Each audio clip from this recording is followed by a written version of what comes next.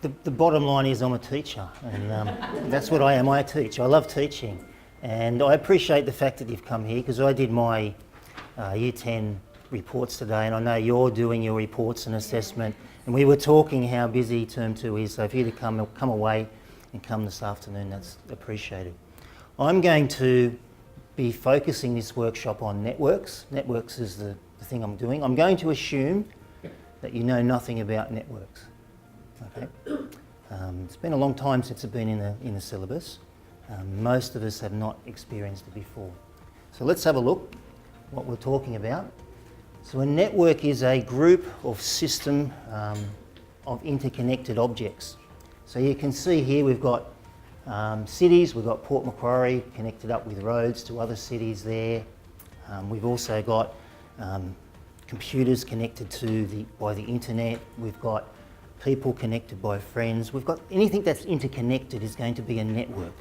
This is a network diagram. It's not a scale diagram. You can see here the distance of 960 is not to the scale of 570. We are not talking about a scale diagram. All right, we have two things in our network diagram, in our networks. We've got vertexes, which is the dots. In this case, it's going to represent the cities. And we have the edges, which connect the cities. In this case, it's a weighted edge with the kilometres between the two cities. All right, next type of network we've got is a directed network. Now, a directed network is where you've got an arrow. It's indicating a direction or a pathway from one vertex to another. It's a directed network. If you don't have that, we have an undirected network. Now, you'll notice here with these edges, they are interconnecting, but not at a vertex. Right? So you don't have to have edges connecting at a vertex. So that's your undirected network. The directed one indicates a path. That's the main thing here. All right, the weighted edge. We talked about that a moment ago. That's just a number on the edge. It could be a distance, it could be a time, it could be a cost, whatever's related to the question that we're dealing with. And we also have the degree. Now, the degree is the number of edges into the vertex. So for Albury, it's obviously a degree 2. Broken Hill is degree 3. Now you can see, even at this stage, the terminology, the literacy that's going to come into play into this topic.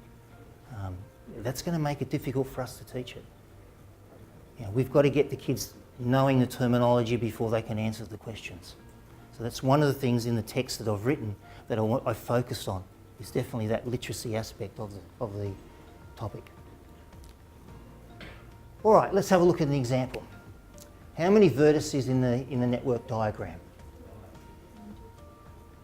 So they're the dots. We would have 6. We would have 6 dots, yeah. How many edges in the network?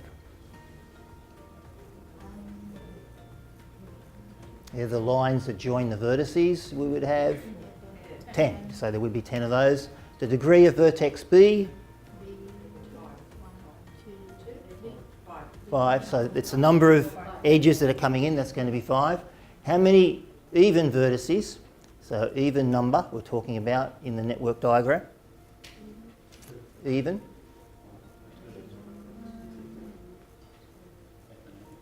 So we've got E and we've got F. They're the two even ones. The other ones, of course, are odd ones. Okay. You have curved vertices. Yeah, curved edges. You can have the curved edges. Yeah, they don't all have to be straight. They can be curved. Yes, they can be curved. Obviously, this is what's called a multiple edge. When you've got 2 edges going to the 2 vertices, that's a multiple edge. So, yes. All right. Now, one of the things about my teaching, the way I teach, it is about doing. Maths is a doing subject. So I'm going to get you to be doing some mathematics. So I want you to get out the handout. So the handout is this one here. Looks like this. This is the one. This is the handout.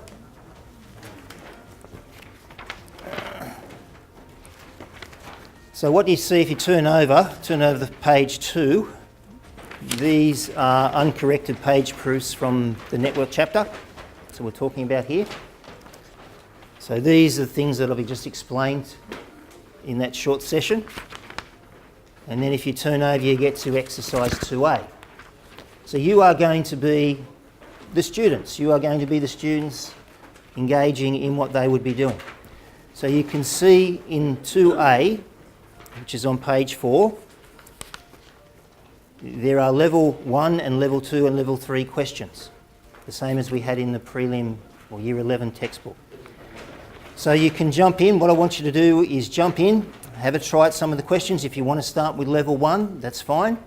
If you feel more confident, you might want to jump to level 2 and do as many questions as you can. So I'm going to give you probably about 10 minutes to work your way through those questions and get a feeling for it. I'll come around and help you if you need some help. Okay?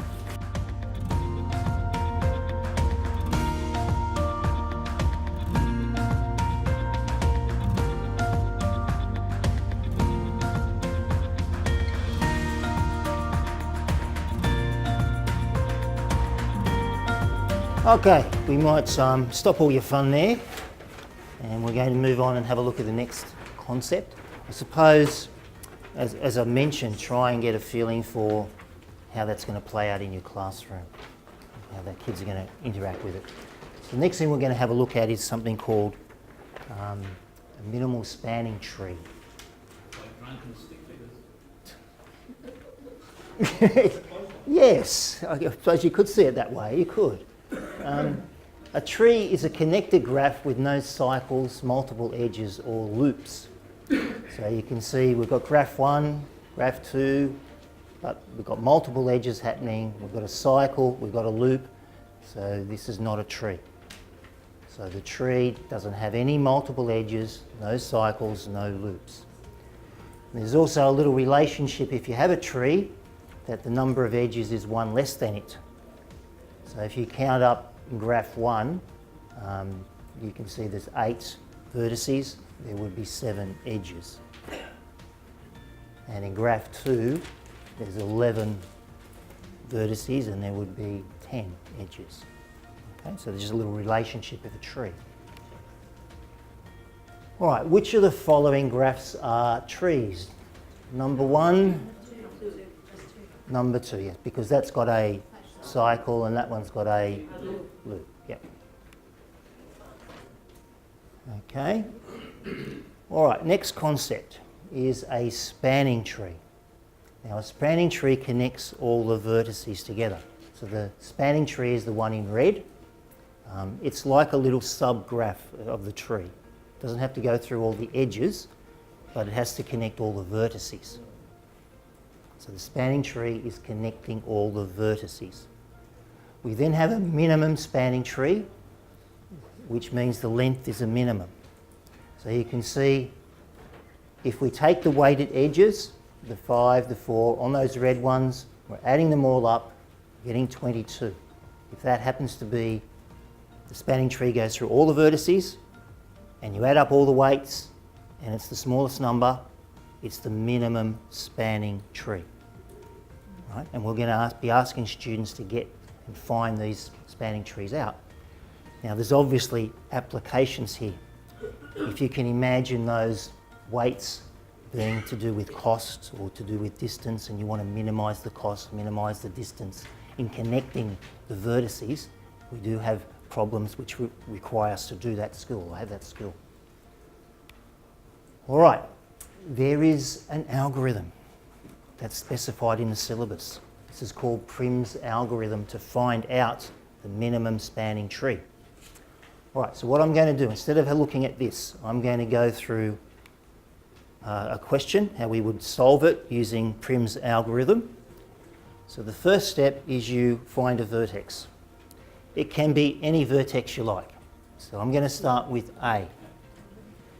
Now from A, you need to find the one that has the smallest weighted edge. It would be the 6. So we got the 6 in place. Now we look at the A and the E, we've got that. We have to look at all the weighted edges into the A, into the E, and find the one that is the smallest.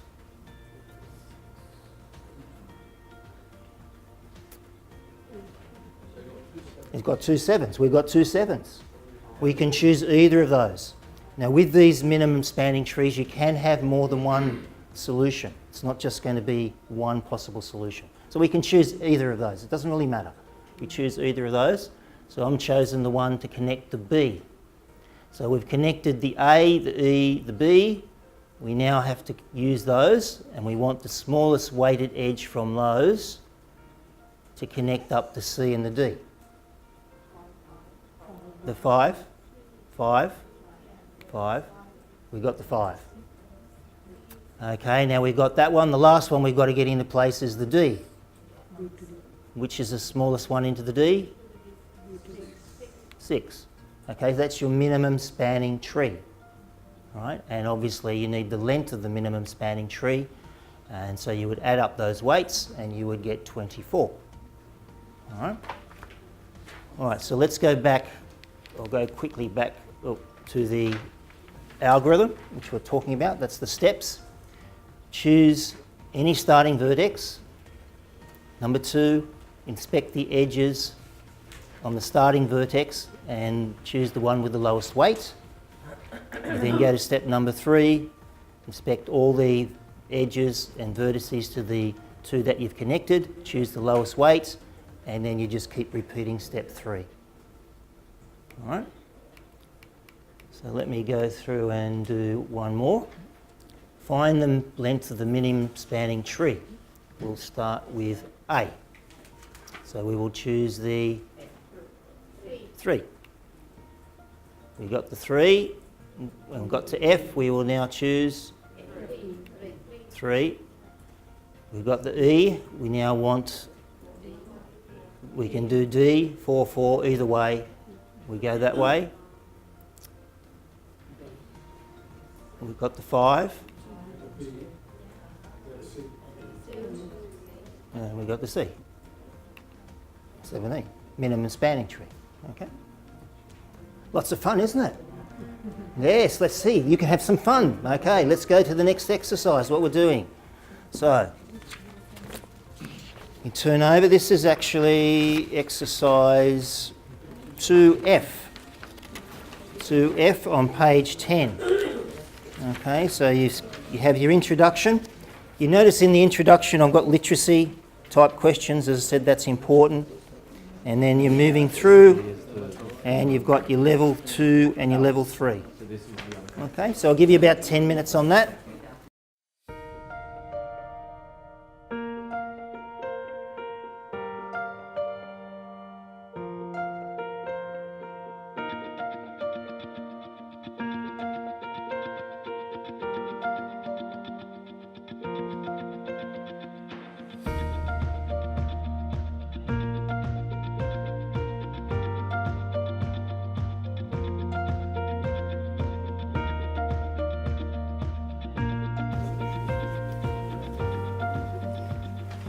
Okay, let's have a look at the next concept we want to have a look at. This is called the shortest path. So this is a situation where we're going a path between two vertices. We're going to add up the weights on those edges and we want it to be minimised.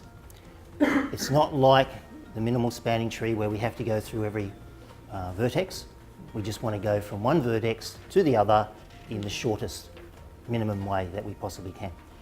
All right, so if we start here with this network diagram and we're going to go from F to B, so we're starting with F, clearly we would have to go to E because that's have to be the smallest one. And then once we get to E, we have to make a decision about, we've got to get to B. This looks like an obvious 11, but can we do it in a quicker way somehow?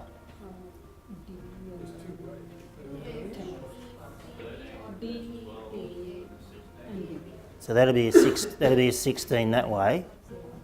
That'll be a 12 that way. That'll be a 13 that way. So it's a little bit of trial and error, what we're expecting these students to do to work out that shortest path. So yes, it is 2 to 11. The shortest path is FEB and the length is 11. All right, let's... Can you go back to that one? I want to ask a question about that. Yep. You chose 2. You could have gone 4, 4, 5, but we choose the lowest one out. Is that right? Shortest? If you go 4, can we go shorter, can we? Yeah, 4, 4, 5, you have 2 ways, but the other way because you're using 2 of them rather than 3. It's still the same. 13.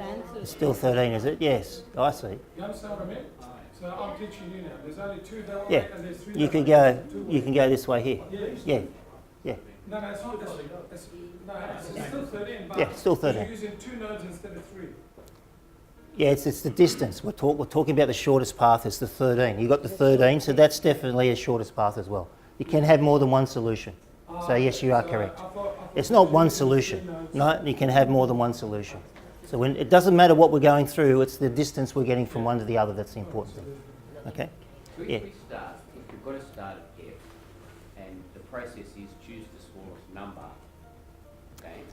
Well, it's not necessarily it's the smallest distance from one to the other, yes. Smallest distance, Yes. right?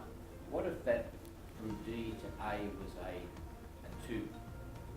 We'd miss that, and that would be the shortest path because we took F to E. Yes. So that if that particular distance was changed to a 2, then you would have the shortest one again. It would be reduced to 11, wouldn't it? Yeah. Yep. So, but how do we know without trial and going through all the different that we actually that taking a larger number first than 2 is better? Well, I think I better clarify that's not always going to be the case that you take the lowest number and it's better. I think that's a hypothesis, but it's not necessarily going to be the case. Yeah. You could, as the example that you just pointed out, that could actually turn out to be 11, and making that judgment that we've always got to start out on the smallest one would be incorrect. I agree with you. I definitely agree with you. There's more than one way to skin a cat, if you know what I mean. Yes, there is more than one way. So there's not no algorithm that can, you know...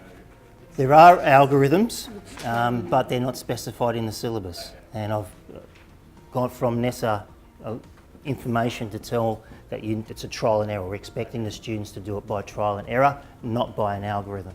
So we don't need to be concerned about that. All right, we've got another one.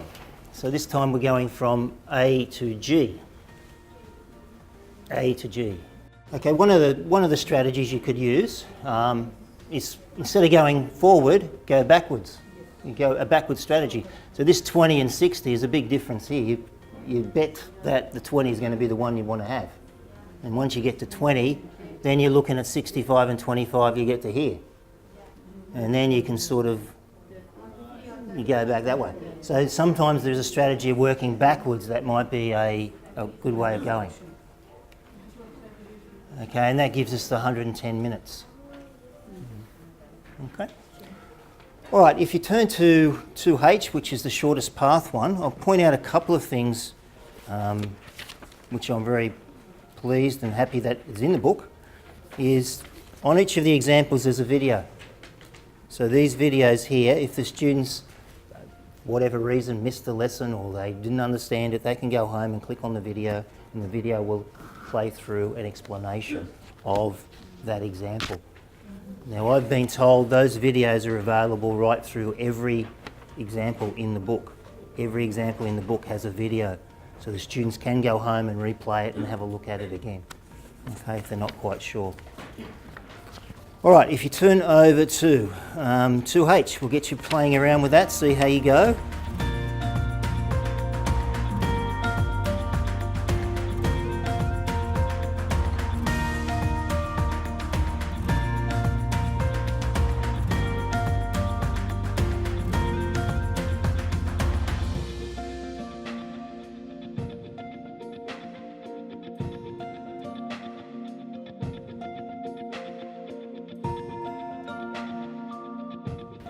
Okay, can I get people just to stop a moment? I know you probably haven't had a lot of time to just quite engage with it, but I don't want to keep you too long. But I do want you to think about something. The students in your class, doing what you're doing, you've got a feeling for it now. Now normally the students are having different skills. They're doing numbers, they're doing calculations on their calculator. This is something completely different, isn't it? It's a different skill set. Now, I feel really, really positive about this. I got a feeling that the kids, this problem-solving aspect where they've got the diagram and they're trying to work out the minimum trees and the shortest path is going to engage some of our kids who normally would not be engaged. So I'm feeling quite positive about the topic, even though the literacy demands are going to be more. All right, we're going to then just move on, and I want to go through some and give you a feeling for some of the differences between the General 2 and the Standard 2 to give you a bit of a feeling for it.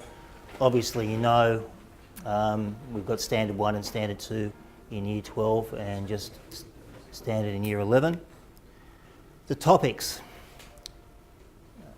have changed. So instead of the networks is come in and probability has gone out. That's the difference. That's the difference. Here? Yes, I agree. My students had lots of trouble with probability. I think Year 12 content's been pushed into Year 11 anyway. Yes, it has. Some of it has. The algebra side of things, types of relationships, the algebraic techniques is out, but you still have the linear and you still have the non-linear. That's still part of the mix. The other topics, and I'll talk a little bit in further about those, have been increased in depth.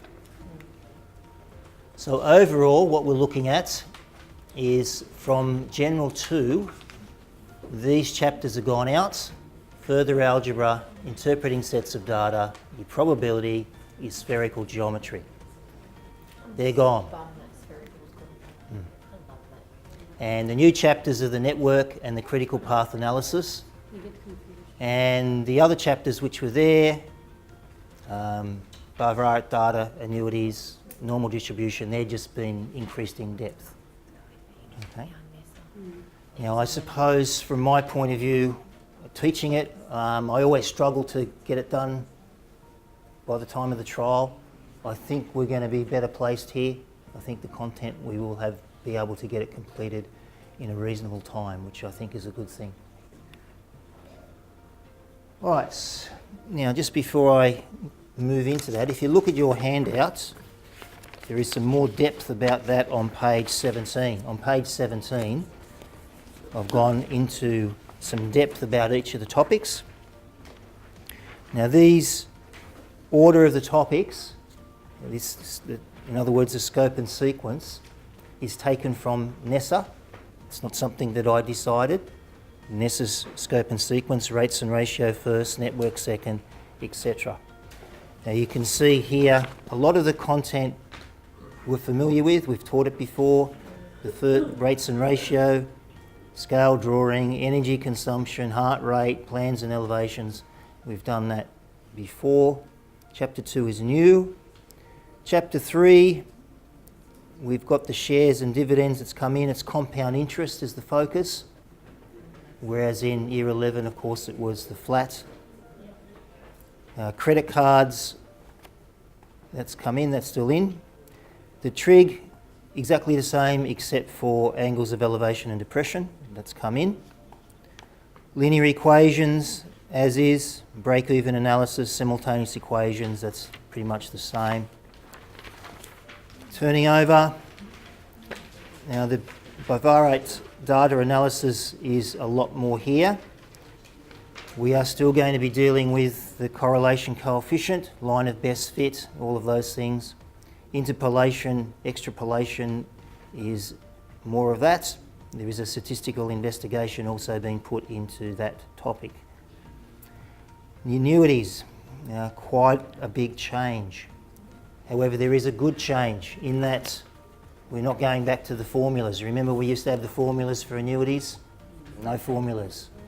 Still got the tables, good. But we have an algebraic way of looking at annuity in terms of a recurrent relation. So that's going to be something new. And also there's going to be an expectation to teach it with Excel. And my prediction will be that will be tested as well in terms of the functions that are on Excel. There will be an expectation that the students use Excel to do annuities. Now there is some more detail supposed to be coming out tomorrow about the exam specification, so they may give us some more information whether that's going to happen or not. All right, the non-linear one. The restriction in the domain has been given away, so we're not restricted in terms of just looking at the positive. We've got positive and negative for both quadratic and exponential. The cubic is disappeared. We don't do cubic anymore, and you've still got your inverse variation there. Normal distribution. There's a lot more in this. That should be the 66, 95, 95, 99.7 rule, but that's all been upgraded and there's more questions and depth in that. And of course the network one finishes the topic at the end. All right, let me then have a look at the features in the textbook that are offered. We're still going to have the levels in terms of working mathematically. So you're level 1, band 1 to 3, level 2, bands 4 and 5, level 3, band 6, to differentiate the teaching. Now you can see we've divided into manageable units to teach. The syllabus topic and focus at the beginning. Exercises, examples are linked to the exercises, so you know where they're coming from. And we have the video as well as the step-by-step worked examples. Chapter reviews, glossary. Now instead of 2 complete practice chapters, you've got 3. With the new course, there's 1 at the end of chapter 3, 1 at the end of chapter 6, and 1 at the end. So 3, not 2 practice papers to use, because I thought that was important. Work solutions on every question through the text. 2 topics. Topic test A is easier, and topic test B is a little bit harder. You get work solutions on those. You also get a review worksheet. This is all part of the teacher package. So you get, if you want some more work solutions on that topic. Now the PowerPoint notes, what I did and ran through is what you get. So we're just doing a lesson running through that PowerPoint. That PowerPoint there, when you go to Teach Networks, you can use that PowerPoint and present it to the students. That's what it is. Okay, you get that for every chapter. You also get your study guide, which is a summary, which is good to, at the end of the topic, to go through and remind kids of what we've learned and haven't learned. Literacy worksheets. I mentioned how important literacy is in some of those topics. 2 practice papers, and your teaching program. Now your teaching program is this one here, so we'll just have a quick look at that. I talked about the scope and sequence. I should clarify that the NESA scope and sequence one actually starts a little bit later, I think about week 3 or week 4 in term 4. I'm starting at the beginning of term 4 to make sure that I don't run out of time. Okay, that's the only difference, but the order of the topics is the same as they are. So term 4, we've got the first 3 chapters of the book. Term 1, trigonometry, simultaneous, bivariate data, and so it works it through. Term 3, we'll finish it with the network stuff, critical path analysis. Now in your teaching program, the main focus of this is a soft copy. So you'll be sent a soft copy. The idea is that you complete it in a Word document, not necessarily on here. If you don't feel like you want to do that, you can add things to the Word document. But you do have the outcomes that are listed in the syllabus. You have the keywords, you have the resources, and then you have the sections which you've got to tick off to get done. Okay? And that works its way through each of the topics. Okay, are there any questions? Standard 1, do you use the same program, or is it slightly? No, it's a different program, different topics. It's still some of the same topics, like networks is still in it, in the standard 1, but it is a different course. But there is commonality.